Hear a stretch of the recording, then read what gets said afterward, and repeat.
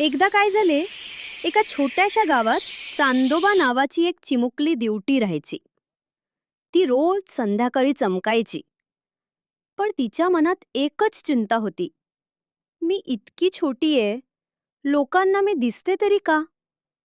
गावात एक मोठा चमचमणारा मोठा दिवा होता.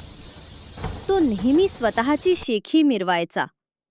मी मोठा आहे, माझं प्रकाश जास्त, लोक मला जास्त पसंत करतात.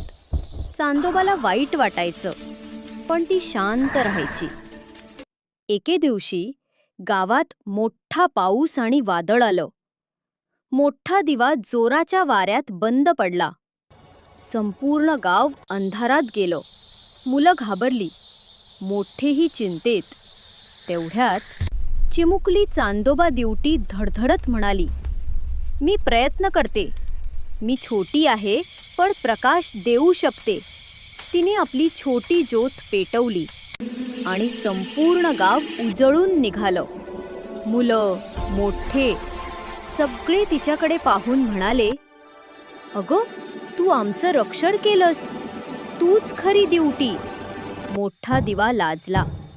त्याला समजलं की मोठेपणा नाही, उपयोगीपणा महत्वाचा. गोष्टीचा बोध. लहान असलो तरी आपण इतरांसाठी काहीतरी करू शकलो तर त्याचं मूल्य सर्वात मोठं असतं. कधीकधी सर्वात छोटा प्रकाशही मोठा अंधार दूर करतो.